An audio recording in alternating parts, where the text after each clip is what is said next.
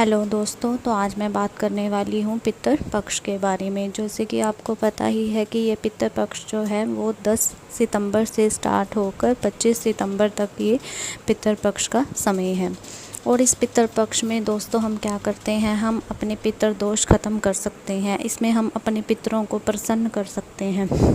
हमारे पितर कौन होते हैं? जो हमारे घर के फैमिली मेम्बर्स, हमारे बड़े बुज़ुर्ग या फिर कोई भी हमारी फैमिली के मेंबर जो आज प्रेजेंट डेट में हमारे साथ नहीं हैं, तो उनको पितृ कहा जाता है।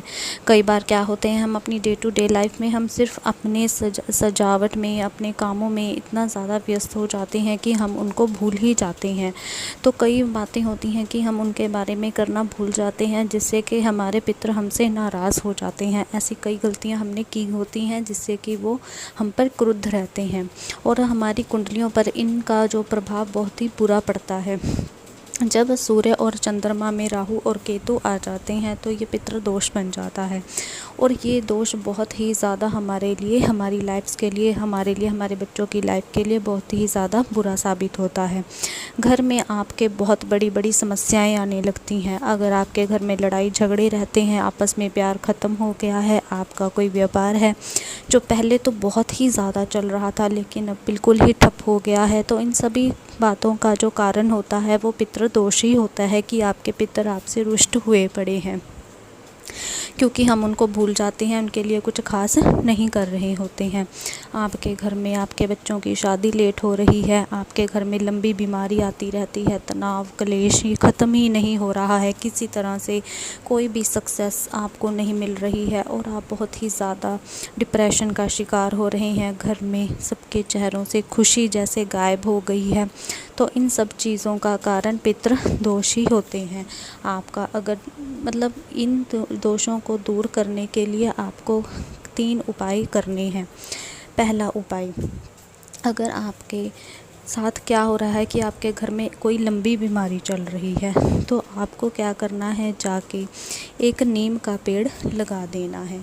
आपको इन 16 दिनों में ही, जो ये पितृ पक्ष के दिन हैं, आपको इन दिनों में ही जाके नीम का पेड़ लगवा देना है और इससे आपका जो घर का लंबी बीमारी है वो दूर हो जाएंगी और पितृ प्रसन्न होंगे।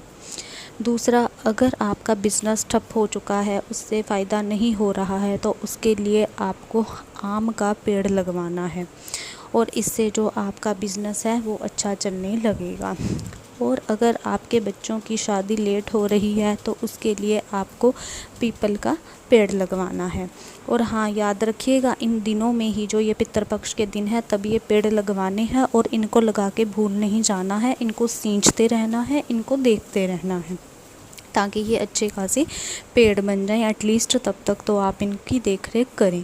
अगर आप ये तीनों पेड़ लगवा देते हैं तो आपकी इन 3 समस्याओं का समाधान हो जाएगा। और याद रखिए, इन पितृपक्ष के दिनों में ही आपको ये कार्य करना है कि आपकी ये लंबी बीमारी का दुख और आपके व्यापार जो ठप हो गया है उसका दुख और आपके बच्चों की अगर शादी नहीं हो रही है उसका दुख इन दिनों में ख़त्म हो जाए। तो याद रखिएगा, इन 16 दिनों के अंदर अंदर आपको ये कार्य ज़रूर करना है, क्योंकि ये पितृपक्ष के दिन होते हैं।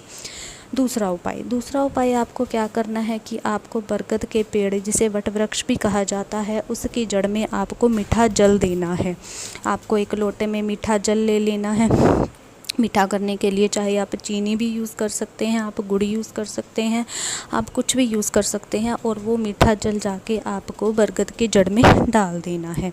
इससे भी आपके जो पितर हैं वो बहुत ही ज़्यादा प्रसन्न होते हैं और आपका जो पितर दोष है वो ख़त्म होता है। पितर दोष को ये दूर करने के लिए इन दिनों में ही आपको डेली जाकर बरगद की जड़ में ये मीठा पानी डालना है और याद रखना है कि अपने पितरों को आप प्रसन्न करने के लिए ये कर रहे हैं। तीसरा उपाय, आपको प्रतिदिन इन 16 दिनों में गौशाला जाकर गौ माता को आपको हरा चारा खिलाना है।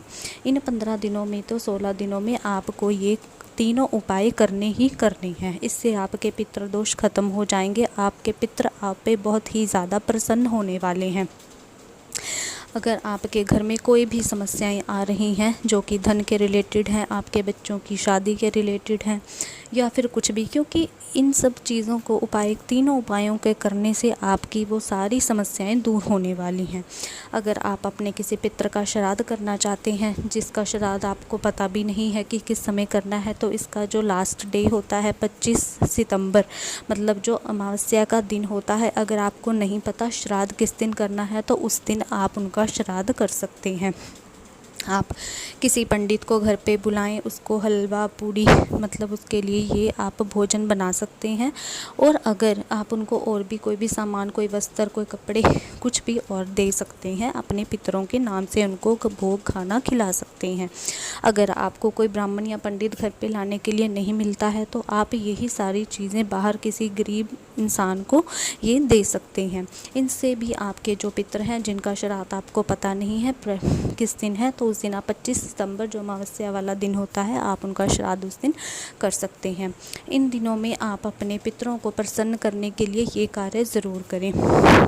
जैसे कि आप अपने सारे साल में आप अपनी देखरेख में बहुत समय बिताते हैं और कई बार हम अपने पितरों को भूल जाते हैं, तो इसीलिए ये दिन उनको याद करने के, प्रसन्न करने के लिए बहुत अच्छे होते हैं। अगर आप ये 3 उपाय करेंगे, आपके पितर दोष खत्म हो जाएंगे।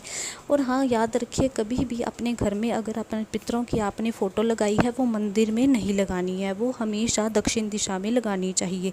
क्योंकि ठीक है, हम उन्हें भगवान की तरह मानते हैं, लेकिन हमारे पितर देवता हैं, वो भगवान नहीं है।